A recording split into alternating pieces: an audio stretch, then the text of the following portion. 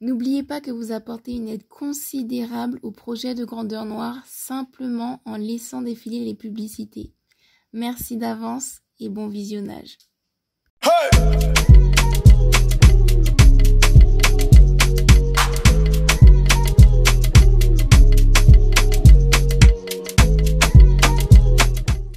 Bonjour à tous et à toutes, bienvenue sur Grandeur Noire. Aujourd'hui, dans l'émission Osons, réalisons, triomphons, je reçois Jean-Hubert François et je suis ici un grand bonheur. C'est vraiment avec beaucoup d'intensité parce que on racontera plus tard, mais j'ai rencontré son activité et donc sa plantation, sa ferme, et je suis tombée amoureuse de son concept, mais vraiment.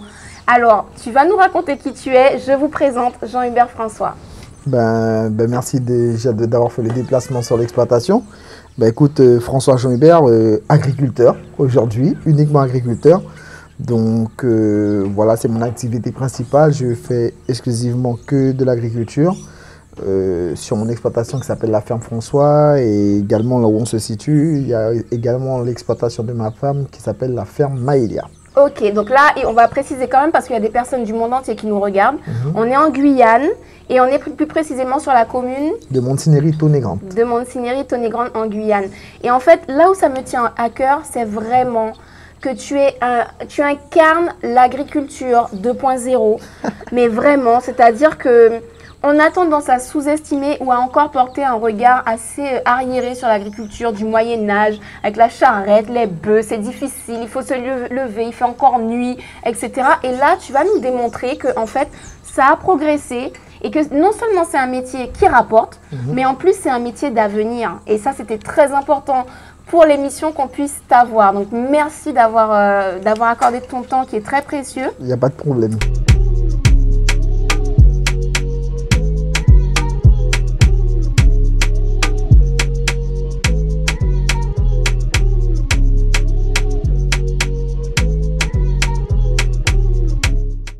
Et on va commencer de façon chronologique avec la première question, c'est comment tu te sentais dans le système scolaire et particulièrement primaire, collège, lycée, c'est-à-dire avant les diplômes?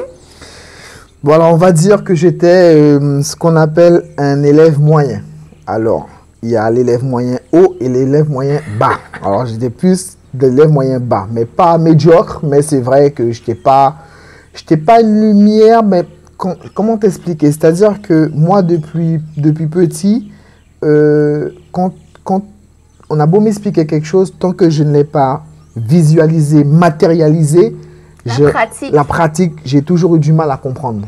Donc, c'était ça mon problème. Après, si tu veux, j'ai fait un parcours scolaire classique, collège, primaire, collège, lycée.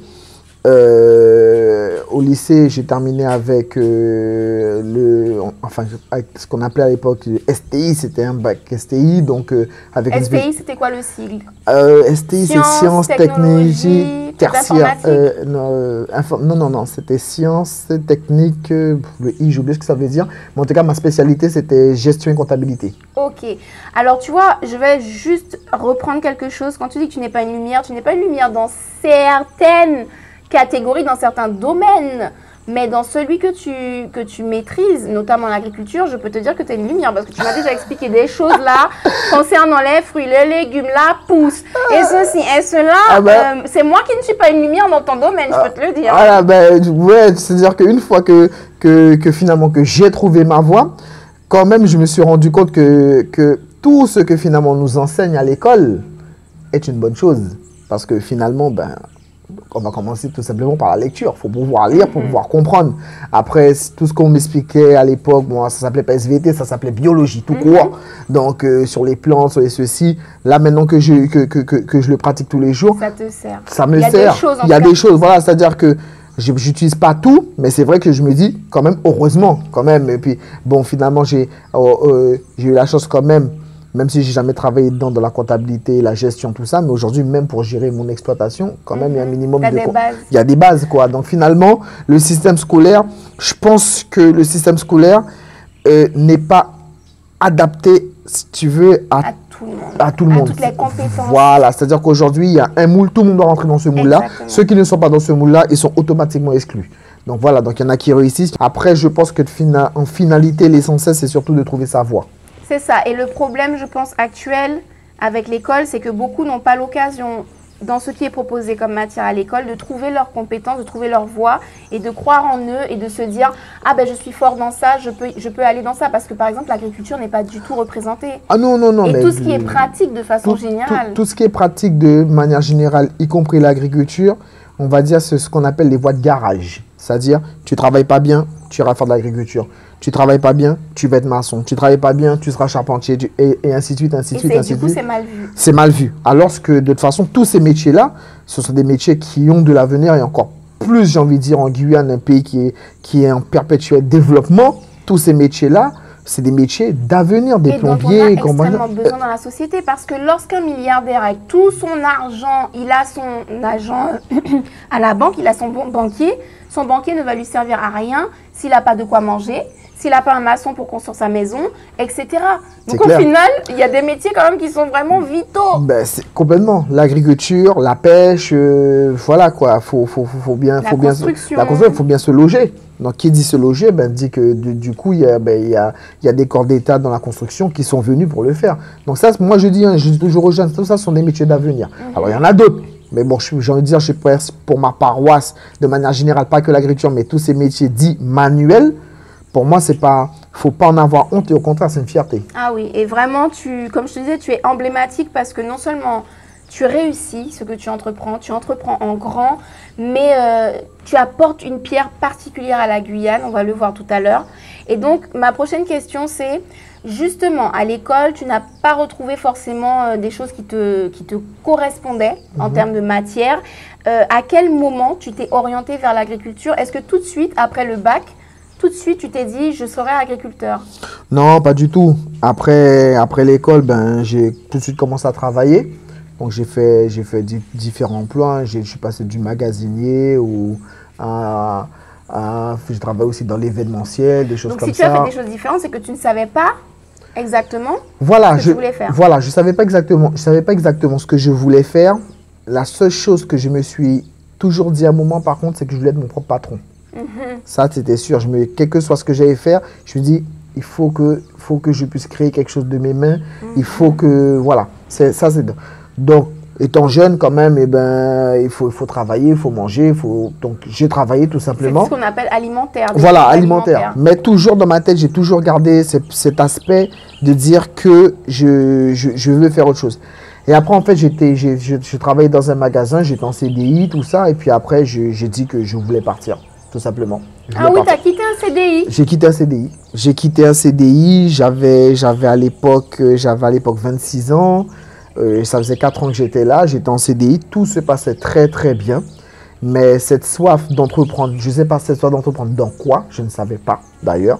Mais je savais qu'il fallait que je parte, il fallait que j'essaie d'entreprendre. Donc c'est ce que j'ai fait, donc on a fait une rupture à l'amiable, conventionnelle. Bon, à l'amiable, à moitié, mais bon, en tout cas, ils m'ont laissé partir. Et j'ai été à la NPE, aujourd'hui Pôle emploi, donc pour dire que ça remonte. Et je leur ai dit qu'il faut que je cherche à faire une reconversion, ils m'ont dit de choisir ce que je voulais. Je n'avais pas une grande idée et j'ai vu une affiche où il y avait marqué BPREA. Le BPREA, c'est le brevet de responsable agricole. Donc quand j'ai vu l'affiche, j'ai dit je vais aller faire ça. Pourquoi pas? Pourquoi pas? J'avais quelques petites notions parce que j'avais un tonton qui avait un terrain à Kourou, qui bricolait un petit peu dans l'agriculture. Donc j'avais quelques... une autre ville de la Guyane. Ouais, une autre ville de la Guyane. Donc, et puis j'ai été, mais je ne connaissais pas forcément grand-chose dans l'agriculture. Donc, par contre, là, quand j'ai été, quelle a été ma surprise de voir à quel point c'était un métier professionnel. Que c'est pas juste faire de l'agriculture, c'est pas avoir le petit jardin derrière la maison et puis planter 2-3 petits trucs, ce qui est très bien. Mais par exemple, ici, on plante tout ce qu'on plante, on le plante en termes d'hectares. Donc, il faut être carré. Donc, on a appris. Il y a une technique, il y a des règles. Pour chaque plante, il y a des règles. Pour chaque production, il y a des règles. Il y a aussi tout ce qu'on appelle des normes sanitaires. Entre la distance entre les bâtiments, de comment différencier aussi qu'on dit on fait des poules, pour nous on dit en agriculture tu fais des poules, pour nous ça veut rien dire, tu fais des poules de chair, tu fais des poules pondeuses, pour pouvoir différencier tout ça. Voilà des petits... Donc beaucoup de connaissances.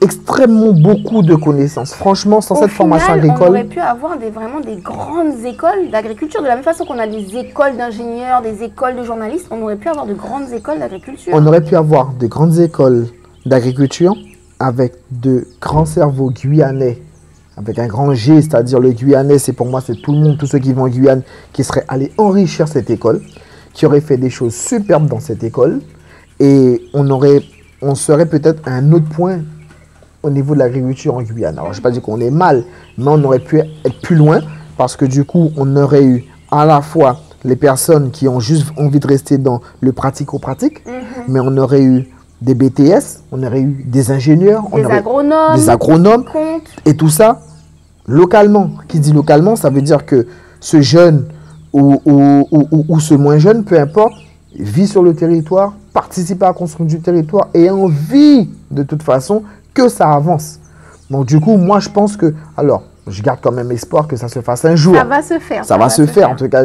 Mais voilà, pour moi, oui, c'est sûr et certain qu'il y a moyen. Il y a déjà eu du progrès. Je pense que tu as dû remarquer un progrès entre l'époque où toi, tu as commencé. Tu es arrivé en mode, tiens, si j'essayais ça. Et aujourd'hui, il y a eu un progrès. Donc, il va y avoir ce progrès.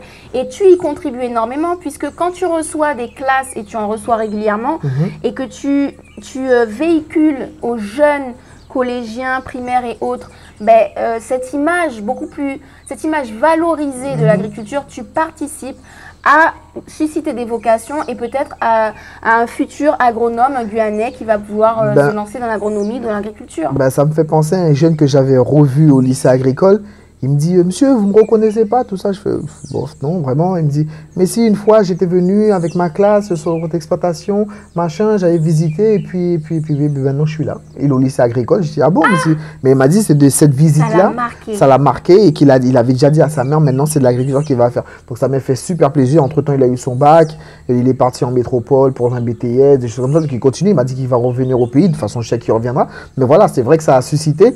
Et j'espère en susciter bien d'autres et pour que ces jeunes-là, eux, demain, puissent faire de même, c'est-à-dire déblayer, retirer l'image de l'agriculteur qui n'a pas de vie, le gars qui se lève à pas d'heure, qui va se coucher à pas d'heure, qui gagne pas, qui profite de rien, qui est enterré dans son exploitation, qui ne voit personne. Non, ça c'est...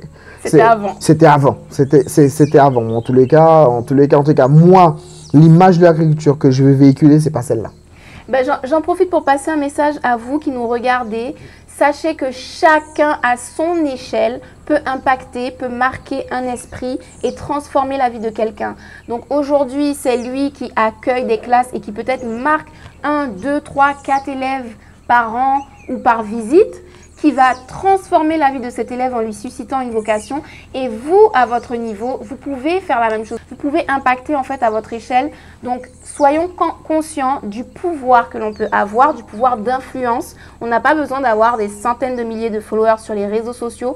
On peut avoir un impact positif et un impact pour le progrès dans nos vies, en rayonnant autour de nous. Donc vraiment, bravo Jean-Hubert, je te félicite, je t'encourage à continuer comme ça.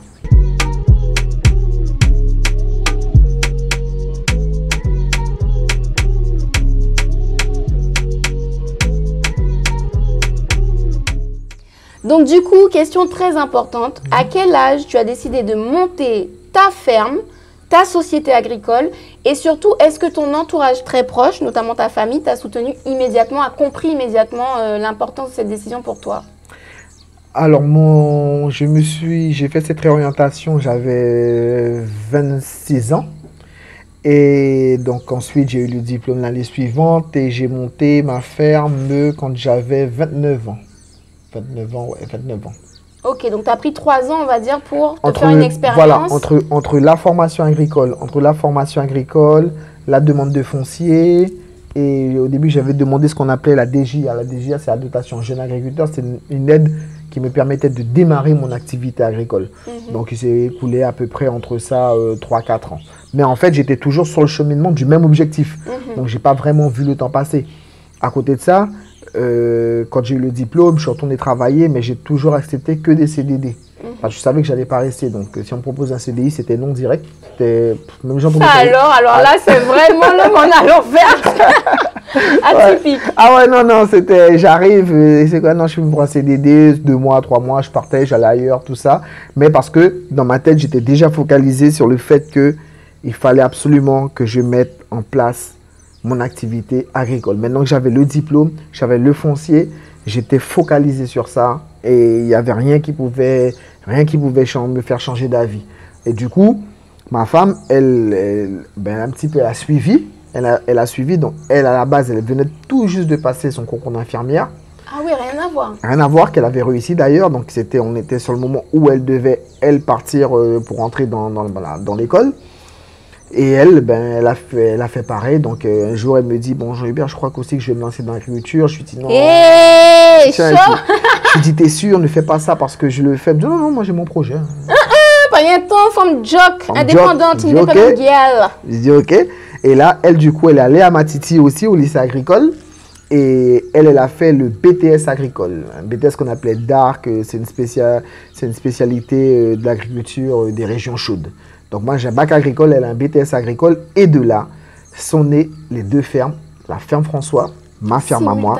Simultanément, la ferme François et la ferme Maëlia. Un empire à deux. Bam! Terminé. Alright. Voilà. Déjà, je pense que quand même si le monde entier est contre vous, à deux, rien que le fait d'être à deux, quand même, ça doit être quand même plus simple. À deux, tu demandes l'avis à personne, quoi. C'est-à-dire que tu dois demander l'avis à ta femme, elle est déjà dedans. Elle doit demander l'avis à son mari, il est déjà dedans. Donc, j'ai envie de te dire, c'est plus qu'un avis. Voilà. Là, maintenant, c'est plus une question de comment on va faire les choses. Parce que là où on est là, même ce bâtiment sur lequel on est arrivé, tout ça, c'était de la forêt. Donc, quand on arrive là, c'est bien beau d'avoir les diplômes, c'est bien beau d'avoir dégaré une dotation jeune agriculteur, ce qui représentait, je crois, de mémoire à l'époque 35 000 €. Je n'avais jamais vu autant d'argent. J'ai dit, ah, mais avec ça, je vais... C'est bon, le roi du monde. Ça me rappelle quelque chose avec ma cagnotte où j'ai cru que j'étais là. C'est bon, je vais pouvoir faire 10 000 épisodes. Non, je veux dire, juste la piste par laquelle tu es arrivé, du bout de la piste à la barrière, ça a déjà englouti 12 000 €. Ah ouais. Je peux te dire, rien que ça avait déjà englouti 12 000 € là. J'ai commencé avec ma femme, on s'est dit, bon, ok, comment ça va? On va faire très attention, machin. Donc, on a commencé à lancer l'activité. Donc, on a chacun notre spécialité. C'est-à-dire que, alors, pour expliquer aussi, c'est que l'exploitation, enfin, dire plutôt les exploitations, parce qu'en réalité, on est sur 85 hectares au total. Ah ouais. Donc, 20 hectares ici, 50 hectares à côté et 15 hectares à Kourou. Donc, on est au total sur 85 hectares. Et du coup, l'ensemble de l'exploitation, et des exploitations plutôt, est tourné vers l'agriculture biologique, certifiée. On est 100% bio. Donc, moi, ma spécialité, c'est tout ce qui est végétal. Donc, les produits racines principalement. Donc, tout ce qui est patate douce, igname, cramanioc, dachine. Le bonheur. Voilà. Et banane plantain, banane dessert, banane pomme. Là, on a commencé maintenant le maraîchage, donc tout ce qui est salade, carottes, navets, laitue, tout ça. Et puis des fruitiers, des cocos, tout ce que tu vois. Tout ce que tu vois ici, maracuja, tout ça. Et ma femme, alors, plus j'ai un projet sur une porcherie qui est terminé, il n'y a plus qu'à mettre les porcs à l'intérieur. Et ma femme, elle, c'est tout ce qui est les œufs. Donc, les œufs bio, poulet de chair, pintade, canard, bientôt les oies, tout ça. Elle, c'est vraiment ciblé sur la volaille. Voilà. Avec le centre de conditionnement. C'est-à-dire qu'on est derrière, là, en fait, c'est un centre de conditionnement, c'est-à-dire les œufs qui arrivent chez toi, bien souvent chez tout le monde, s'ils font bien attention, il y a un petit numéro marqué dessus. Tous les œufs, ils sont dans la boîte, ils ont la même taille, tout ça. Tout ça, c'est fait dans un centre de conditionnement et nous, on a notre centre de conditionnement sur l'exploitation. D'accord. Ah oui. Donc, tout ça, c'est de la plus-value. C'est-à-dire que nous, par exemple, on va livrer des œufs demain. Eh bien, on va prendre les œufs de ce soir, les poules qui ont répondu aujourd'hui, qu'on va conditionner demain et qu'on va livrer demain. Donc, vraiment, on travaille en méga circuit court. Pareil, les magasins qu'on livre, c'est récolter la veille ou le matin pour une livraison directe. Donc, voilà, c'est avec ça qu'on a fait notre marque de fabrique. On est un petit peu, enfin moi plutôt, je suis un petit peu aussi sur l'exportation. Demain, eh bien, on va prendre les œufs de ce soir, les poules qui ont répondu aujourd'hui, qu'on va conditionner demain et qu'on va livrer demain. Donc vraiment, on travaille en méga circuit court. Pareil, les magasins qu'on livre, c'est récolter la veille ou le matin pour une livraison directe. Donc voilà, c'est avec ça qu'on a fait notre marque de fabrique.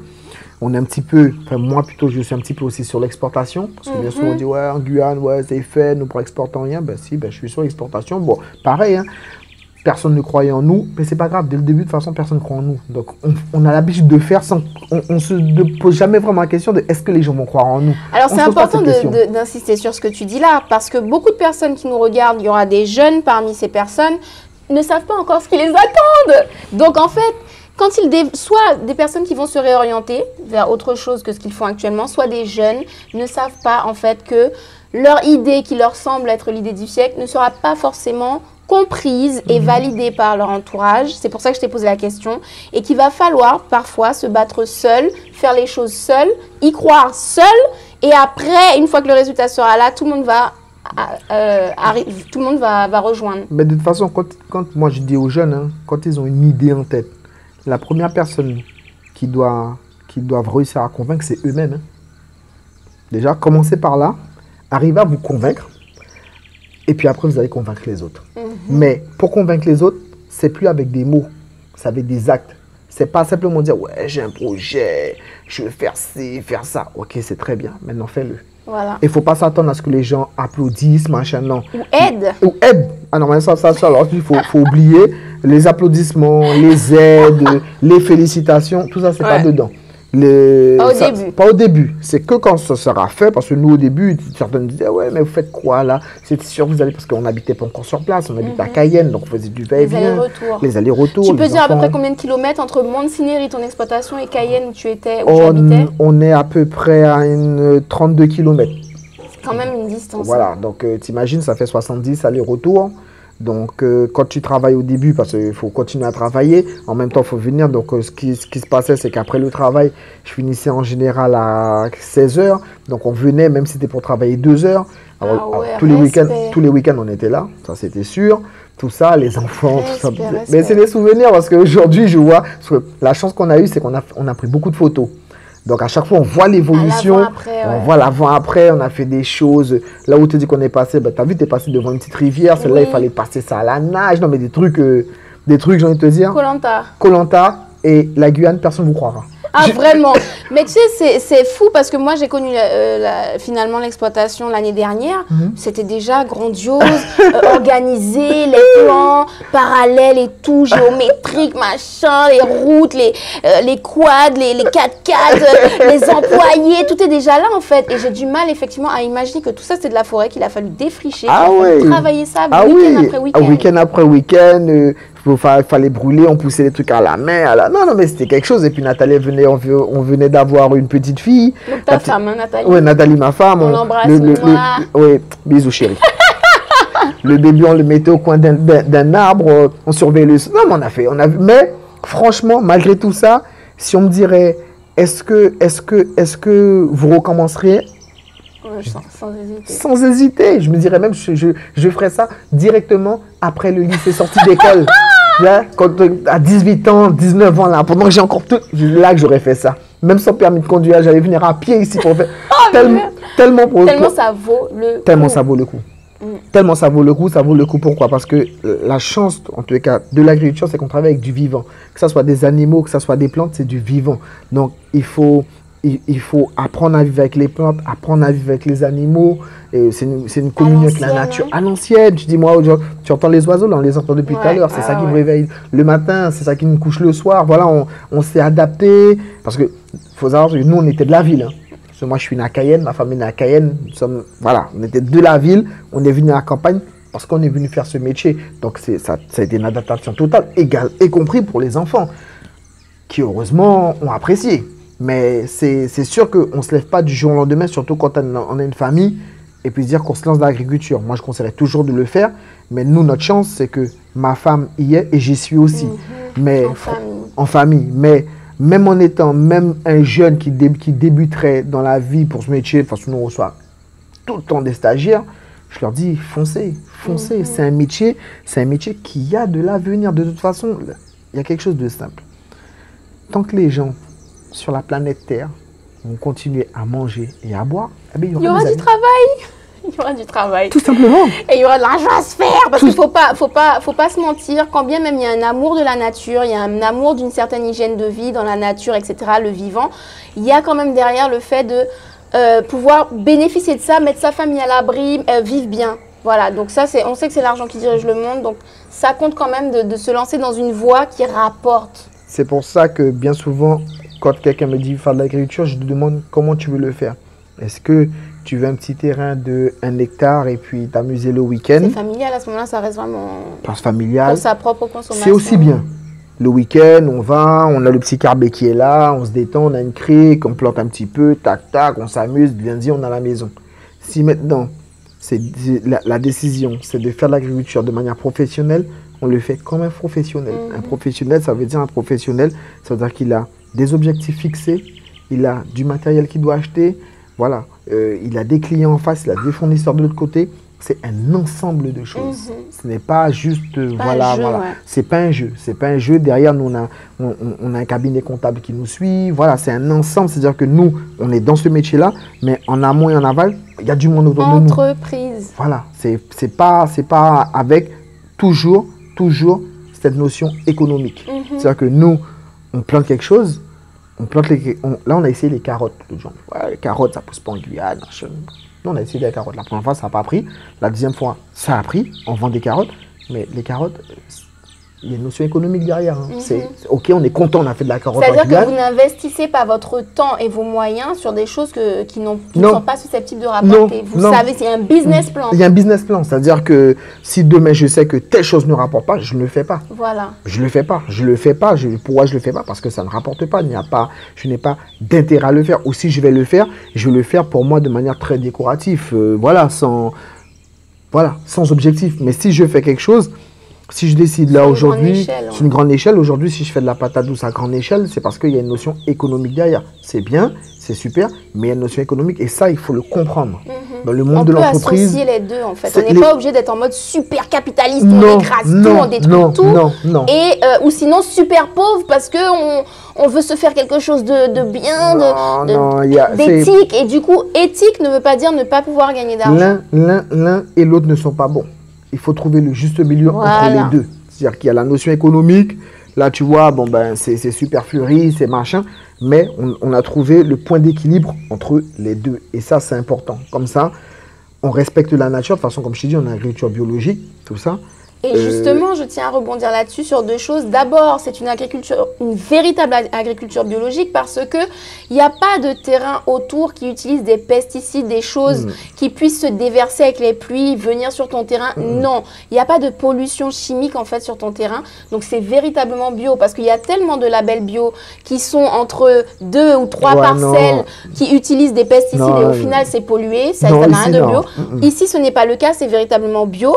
Et la deuxième chose, c'est que tu n'es pas monoculture, tu ne fais pas de monoculture. Il y a des petites portions de différents plants, ce qui fait qu'il y a une diversité sur un même terrain sur plusieurs hectares. Et beaucoup de rotation. C'est-à-dire que là, on a fait les patates douces, on a fait des patates douces là.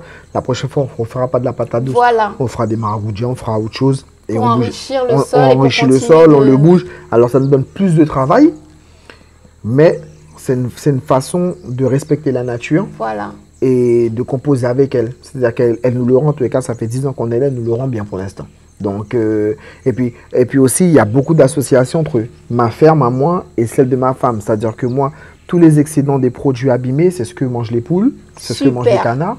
Mais également, moi, son fumier que produisent les poules, les canards, je le récupère pour planter. Voilà, vous êtes en plein dans l'écologie, là, franchement. Donc, voilà. Rien à dire, 20 sur 20. Non, et puis ici, tu vois ici, tout est en panneau solaire.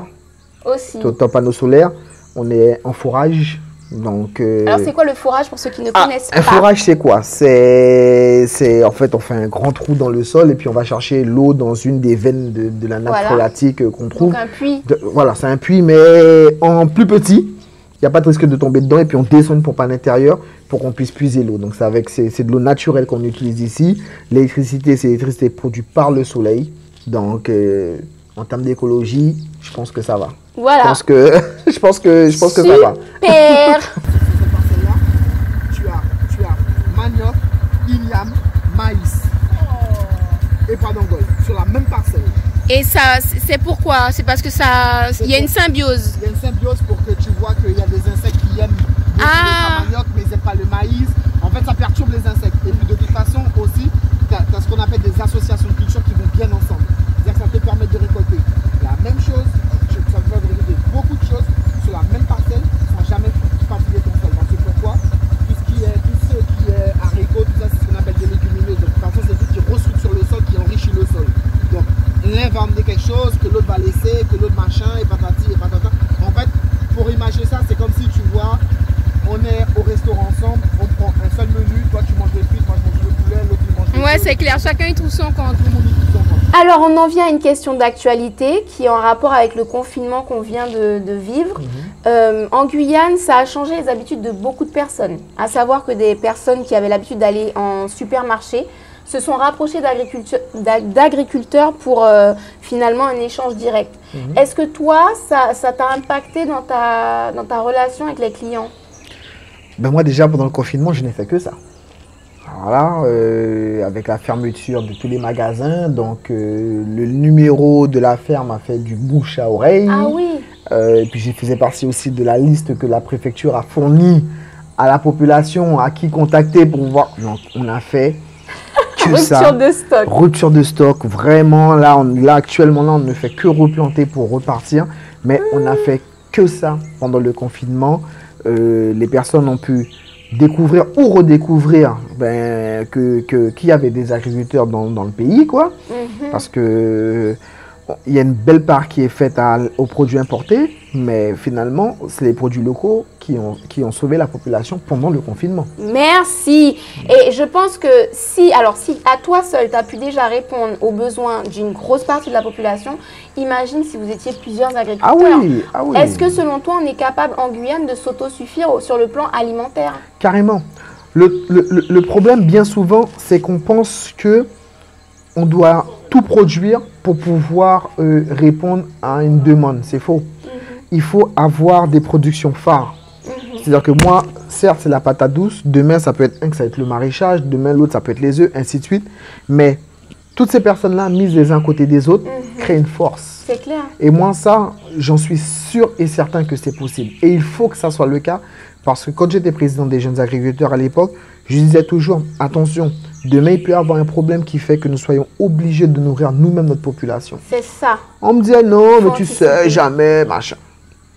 C'est ça. Coronavirus, Covid-19. Voilà, on y est. Et demain, on ne sait pas. Donc, c'est pour ça que c'est important. Et quelque chose que peut-être les gens ont compris aussi, c'est que quand il y a un problème, tous les pays se referment sur eux-mêmes. C'est clair. Pour la survie. Et tu penses que c'est à hauteur de combien les importations alimentaires en Guyane? C'est énorme. C'est énorme. Hein. La production locale ne représente quoi? Ne représente même pas 20% du... Non, même pas. Même pas. Donc tout est importé, sur le poulet de chair, on est sur du 1%. Mais ce qui me fait mal, c'est quand je vois des patates douces d'un autre pays. Ça, c'est vraiment... et de pays qui sont lointains. Il faut dire des patates douces qu'on peut faire ici, qui sont sucrées, qui sont excellentes ici. De pays qui sont lointains et de pays qui sont lointains et que de pays qui, normalement, que la patate douce ne pousse même pas chez eux. Donc, c'est juste incroyable. Puis c'est de la patate douce. C'est de la patate douce quand elle arrive dans les mains du consommateur. Elle est à prix exorbitant. Et elle n'est pas super. Elle a été conditionnée, elle a voyagé, elle a machin. Peut-être à la base, là où elle était produite, peut-être qu'elle était bonne. Hein. Mais avec tout ça, le voyage qu'elle a fait, alors certaines choses peuvent voyager parce que voilà, machin. Mais je dis, tout ce qu'on peut produire localement, qu'il faut qu'on le produise. C'est clair. Et alors, aujourd'hui, hein, et je vais être sincère et clair, si aujourd'hui, l'agriculteur ou les agriculteurs, on vit quand même en Guyane, c'est grâce aux consommateurs qui achètent quand même nos produits. Voilà. Ça veut dire, heureusement que le consommateur guyanais est conscient de ça. Avec le confinement, on est encore plus conscient. Mais vous allez sur le marché, les consommateurs nous suivent. Il y a des pays, vous allez sur le marché, il n'y a personne. Mais j'en profite pour dire déjà merci aux Guyanais qui ont compris l'importance de consommer local. Et j'étends mon message à toutes les outre-mer, en fait. Les outre-mer françaises, que ce soit Antilles, Réunion, Mayotte, Kanaki, peu importe, vous avez des territoires que vous pouvez valoriser en termes d'agriculture. S'il vous plaît, par pitié, surtout aux Antilles, puisque bon, j'ai déjà été, donc j'ai vu un peu l'agriculture qui est pratiquée là-bas. C'est surtout la canne à sucre, c'est surtout des choses qui sont exportées. Je vous en supplie, misez sur des choses qui peuvent nourrir vos populations localement. Il va falloir abandonner véritablement les cultures d'exportation pour se tourner vers le fait de nourrir la population localement. Et le confinement est une belle leçon pour ça. Ben, le confinement est une belle leçon. Et sur chaque territoire, si on se concentrerait sur sa population déjà, il y a déjà du boulot. Et donc, ça impliquerait une certaine émancipation. Carrément. Parce que quand on est capable de se nourrir nous-mêmes, on peut nous couper les vannes à l'extérieur. Il y a moins de moyens de pression. Donc, c'est lié. Enfin bref.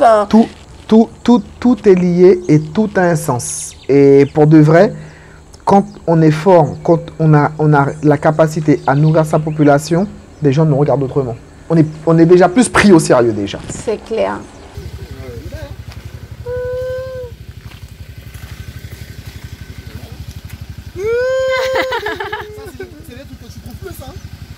C'est clair que le pois sucré.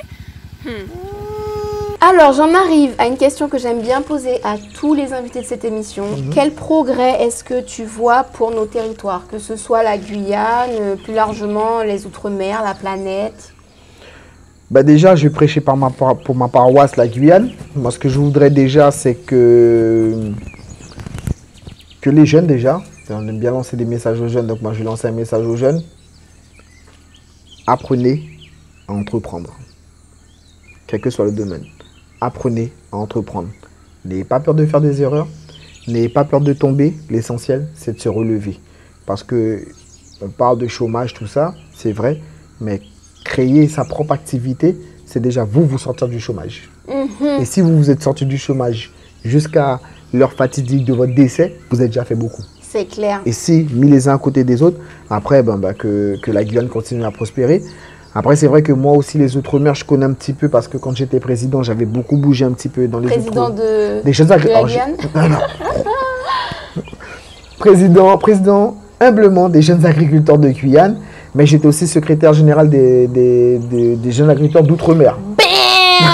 Attention, on entreprend, on mène, on est un leader, oh là là, Non, on a bossé, on a fait des choses, Non mais vraiment, tu t'es vraiment investi. Oui, j'ai investi sur le salon d'agriculture en métropole, sur les salons aussi en Guyane, sur la défense de l'agriculture guyanaise et plus largement des Outre-mer, parce que finalement, il y a une chose qui est sûre, c'est les problématiques de la Guyane, c'est la même problématique des Outre-mer. On n'est pas sur les mêmes productions, on n'est pas forcément sur les mêmes problèmes, mais quand on s'assied autour de la table, on parlait, on voyait que le problème, parfois, ils étaient un petit peu communs. Donc, c'est sûr que ce qui est bénéfique pour la Guyane le sera pour les Antilles, la Réunion, Mayotte. Exactement. Donc, c'est sûr que pour tous ces territoires d'outre-mer, je vais rester dans ma casquette de l'agriculture. C'est que j'espère et je souhaite que tous les jeunes qui entreprennent puissent avoir leur activité qui fonctionne correctement, la pérenniser et surtout qu'ils soient des modèles pour les autres qui arrivent derrière. Parce que dire à un jeune qu'il faut qu'il fasse les choses bien, il faut déjà qu'il ait un modèle en face de lui pour dire « Ah !» qu'il fasse quelque chose. Et moi, souvent, quand un jeune vient ici et qui me dit « Ah, monsieur, je vais faire comme vous », j'ai fait « Non, il faut faire mieux que moi ».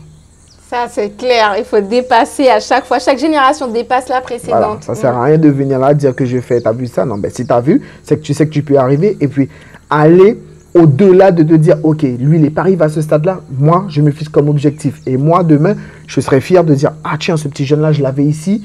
Il est arrivé là. Il m'a même dépassé. Pour moi, ce serait une fierté.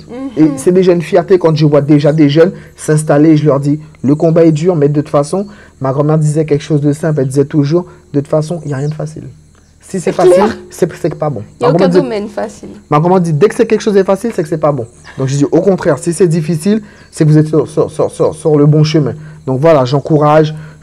Et puis aussi, bon voilà, que tout soit pris un petit peu plus au sérieux dans le pays, qu'on arrête un petit peu de parler, qu'on passe un petit peu à l'action. Parce que bien souvent, on parle, on dit qu'il y a telle aide, il y a telle chose, tel dispositif, tel ceci, il y a tel million, machin, l'Europe a donné tant, mais en réalité, comme disent les jeunes, il y a R. Il y a R. Donc, voilà, c'est que... Le problème, je le vois, c'est qu'il y a un trop grand décalage entre ce qui est dit de disponible, ce que les jeunes attendent, et là, il y a un fossé entre les deux. Et bien souvent, qui fait que ça descend pas, et puis le jeune, il a du mal à monter vers le haut. Donc, faut creuser, faut réduire cet écart-là.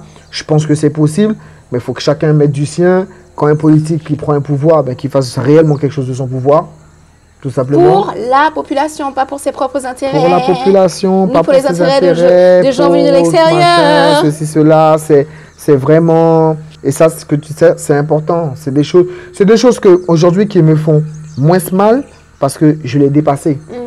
Mais c'est des choses que j'ai vécues. De voir que quelqu'un qui venait de l'extérieur était plus mis en avant. Priorisé par rapport à toi. Direct. Oh là là. Direct. Aujourd'hui, j'ai presque envie de dire, quand ils le font, parce qu'ils continuent à le faire, quand ils le font, au contraire, pour moi maintenant c'est un challenge. Je dis, ah bon, vous les fait, bon, on va montrer les autres, pas un problème, on nous est. Mais c'est vrai que ça peut faire mal. Ça peut faire mal de dire, les gars, quand même, on est là, on a une population. Et c'est là que je place la touche grandeur noire où je dis la communauté africaine, que ce soit les personnes du continent africain ou les personnes de la diaspora. C'est là que nous avons vraiment une force particulière parce que très souvent, on démarre avec pas mal de boulets. On est vraiment attaché à plusieurs boulets. Et non seulement on arrive à rattraper l'écart avec d'autres qui font la course sans ces boulets-là, mais des fois même on les dépasse. Non seulement on les dépasse, et si je veux rester dans la même veine que toi, il faut et c'est important, faut apprendre à se faire confiance, et il faut apprendre à pas travailler ensemble, à se faire travailler. Pourquoi je dis ça? Là, on est en Guyane, c'est-à-dire Monténégro-Grande. Pourtant, la fresque que tu vois derrière, c'est un copain de Côte d'Ivoire qui l'a fait. Voilà. C'est un Ivoirien qui a fait ça. Voilà, tu vois, c'est-à-dire, voilà, mais c'est ça. C'est ça. On est là, machin, voilà, on est là entre nous. À un moment, il faut, et puis quand on le dit, il faut pas avoir honte de le dire, il faut pas avoir honte de le faire, parce que quand d'autres arrivent, ils disent, bon, ben non, mais écoutez, nous, on cherche quelqu'un, voilà, qui... Il n'y a aucune honte quand tu le font. Donc, voilà. aussi, moi, donc il ne faut pas s'arrêter aux critiques disant vous êtes communautariste, vous restez entre vous, mais que se passe-t-il tout? Déjà, c'est normal, c'est humain, c'est naturel, c'est de la survie, et toutes les communautés le font. Tout le monde le fait. Toutes les communautés le font. Okay? C'est pas, il y a un nouveau sous le soleil. Pour réussir, toutes les communautés l'ont fait et continuent de le faire, d'accord? Que ce soit les communautés asiatiques, que ce soit les Pakistanais, les Indiens, les Chinois, les Arabes, les Juifs, ils se regroupent entre eux, ils se donnent la force entre eux, ils réussissent. Donc, pourquoi pas nous? Tout simplement, tout simplement.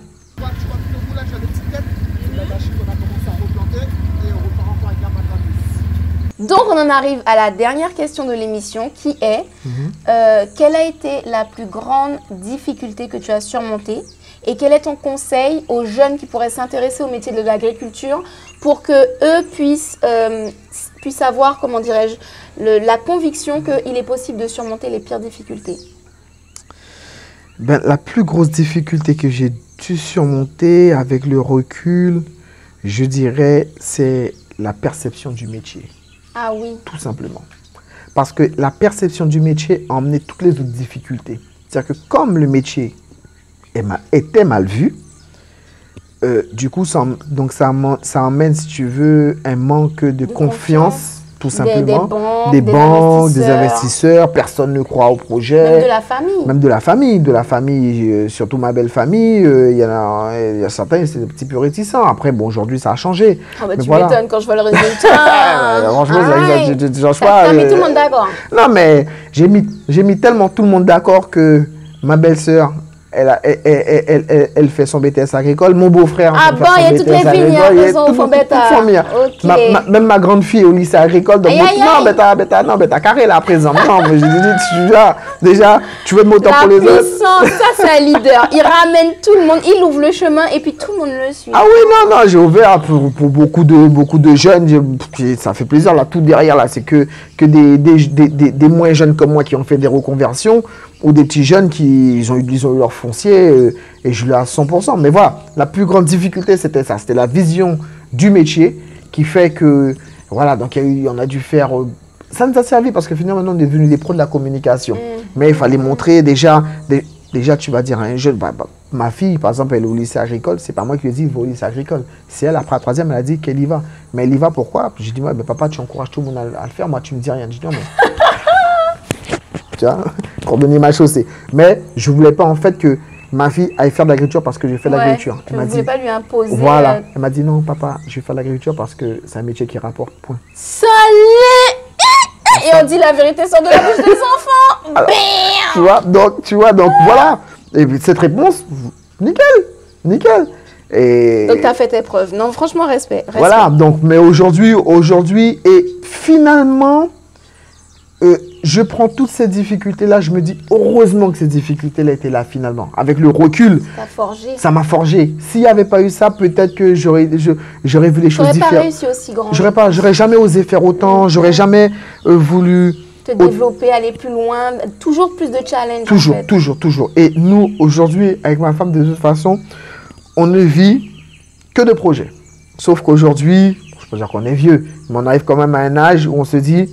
On va commencer, on n'a plus 20 ans non plus, on va commencer, donc on s'est mis 2 derniers petits projets, que si on arrive, elle sur sa ferme à faire ça, et moi à faire ça, on peut se dire, bon, pour nous, en tant que Guyanais, on a porté notre pierre à l'édifice. Donc voilà, donc, mais franchement, c'est un métier que je conseillerais à tous les jeunes, et au moins jeunes aussi, hein, pour une personne qui veut se reconvertir, parce que c'est tout simplement un métier formidable. Alors, une question bonus, mais une plantation comme la tienne, une ferme comme la tienne avec autant de choses plantées, c'est en combien de temps finalement? Oh, alors... Aujourd'hui, ça fait combien de temps que tu exploites cette ferme, François? 10 ans tout rond. Aujourd'hui, 10 ans tout rond. Merci. 10 ans tout rond avec une grosse période où il fallait déforester, brûler, planter. Tu vois, il y a beaucoup de bâtiments également. C'est vrai qu'on a été pas très vite, mais on a été assez vite parce qu'on a tout investi. Je ne sais pas si tu n'as pas été vite avant, mais aujourd'hui, tu vas vite. Je viens tous les deux mois, il y a un nouveau bâtiment, une nouvelle route, je ne comprends rien. Non, parce que nous, tout ce qu'on gagne, on l'a investi. Tout ce qu'on gagne, c'est notre principe. Sur 100 € gagnés, on réinvestit 80 €. Ah, super. Toujours. Et ça, c'est aussi un gros conseil à retenir. Oui, c'est-à-dire que... Investissez au début. Quoi. Investissez déjà. Soyez déjà votre premier investisseur. Investissez déjà. Après, le reste va venir. Après, vous pouvez vivre de tout ce sur quoi vous avez investi. Voilà, c'est clair. Mais ça, c'est la première des bases. Quand on est une entreprise, il faut investir. Il faut investir, même si c'est 1 €, c'est 2 €. Aujourd'hui, les choses ne se font pas. Je prends un exemple vite fait, tout simple. Tu sais, au début, quand on a commencé les poules, on achetait nos sacs d'aliments, on achetait les sacs d'aliments. Il y a beaucoup caillasse, hein. Donc, on achetait les sacs d'aliments chez le provendier 2 par 2. On achetait 2 sacs lundi. On tournait mercredi, on achetait 2 sacs. Après 4 sacs, 10 sacs, 15 sacs. Aujourd'hui, on fait rentrer un conteneur entier. Point. Le conteneur, il est posé là. On le vide là. Et la semaine prochaine, il y a un autre conteneur. Mais quand des gens vont dire, ah, faites rentrer des conteneurs. Non, on a commencé par acheter des sacs 2 par 2. Commence par là. C'est-à-dire que... Commencez petit. Et je le dis tout le temps. Commencez petit. Mais commencez petit. Là, pareil, sur les véhicules, les gens disent, ouais, mais t'as une camionnette, t'as des 4x4. Les gars, mon premier 4x4 que j'ai acheté, alors déjà, j'ai vendu ma super Clio Sport que j'avais. Avec le son au fond. Le son, lecteur DVD à l'époque. À ça que t'es rabaille, boum, boum, boum, boum. Je l'ai vendu pour acheter un 4x4 de 1989. Je ne raconte pas. Parce que la Clio, elle ne rentrait pas ici. Mais le 4x4, oui. Donc, je l'ai vendu pour acheter... C'est ça, la camionnette, le 4x4, quand il fallait fermer la porte, on levait et puis on attachait avec une corde. Oh my God! Non, mais... Oh my God! Tu comprends? Non, la volonté, c'est... Voilà, donc, mais à un moment, il faut savoir faire des sacrifices pour pouvoir gagner plus, avancer plus. Voilà, et nous, l'esprit de sacrifice, ça aussi, on a su le faire dès le début. On a su se restreindre, on a su... Quand on arrivait ici, on n'avait pas d'eau, on n'avait pas d'électricité. Hein, on se baignait devant la rivière qui était là, on retirait l'eau là, on lavait les... Mais tout ça, aujourd'hui, avec du recul... Je dirais que c'était que du pur plaisir et du pur bonheur. On le faisait mécaniquement parce qu'à la gagne. Il n'y a pas le choix. Mais toujours comme ça, alors nous, pas un choix. Là, nous... On l'a fait, mais franchement, c'est ce qui est du pur plaisir. Aujourd'hui, cette crique-là, c'est pour se baigner les vacances. Mais au début, on avait fait ça par nécessité. On prenait l'eau, on prenait l'eau là, on faisait bouillir l'eau pour pouvoir boire. machin, chauffer le biberon et compagnie, ceci, cela. Ah non, mais tes enfants, ils sont vaillants. Ah, tu monde vaillant, ça, moto, ben en bas l'applique, les différents. Non, non, moto, ça. Et je te dis, on était de la ville pour te dire. Je peux te dire le choc. Ça. Mais les enfants sont plus vite adaptés. Bah oui, que nous, parce qu'ils ont connu que ça. Ils ont connu que ça très tôt, donc ils sont plus vite adaptés. Mais faut pas penser qu'aujourd'hui qu'il y aura des choses qui vont se faire sans sacrifice. Et puis, faut arrêter aussi de se dire, ouais, mais tout ça veille, il n'y a pas qu'à aider des mots. Aide-toi déjà. Toute ton énergie que tu es en train de concentrer pour dire qu'on n'est pas en train de t'aider, garde-le et fais. Déjà, si tu fais déjà, et ce sera très bien. Il ne faut pas regarder sur attends, machin. Ce qui doit arriver, arrivera. Si demain, il y a... Après, j'ai eu des coups de main, il y a eu des personnes qui nous ont vus. Nous, je profite pour saluer un ami, Marcelin Dupuis. Voilà, c'est des gars comme ça qui, quand on est arrivé, qui s'étaient déjà installés, ils me disent, bon, Hubert, je vais te conseiller, fais ci, fais ça. Mais les boucas qui c'est qu'à battre un conseil, mais c'est pas qu'à faire pouto. Le gars te dit, fais ci, fais ça. Parce qu'il vient de passer par là, il est en train de t'ouvrir un chemin. Et ça, à même bête qui nous gagne pour apprendre à pêcher, au lieu d'attendre qui est capable nous poser. Tout simplement, tout simplement. Et ça aussi, un jeune, il faut qu'il entende. Dire que tu arrives, c'est pas forcément quand la personne veut dire qu'elle va t'aider, ça veut dire qu'elle va te donner de l'argent, qu'elle va te prêter un véhicule. Parfois, c'est un conseil, tout simplement. Mais le conseil, il faut pas simplement l'entendre, il faut l'écouter. Bouga dit tout ça, ok, donc ça veut dire, faut essayer. Et parfois, c'est ça. Et c'est toutes ces petites choses-là, mises les unes à côté des autres, qui fait que, voilà, aujourd'hui, on en est là. Comme tu dis toi-même, à chaque fois que tu viens là, ça change, ça change. Ça change pourquoi? Parce que, je t'ai dit, on ne vit que de projets. On ne vit que de projets. Nous, on veut toujours qu'il y ait quelque chose de nouveau. On veut toujours, ou alors de ce qu'on a déjà, on veut toujours l'améliorer. On reste pas, surtout, on ne reste pas sur des acquis. Stagner, ouais. Non, les acquis, ce sera pour ma retraite.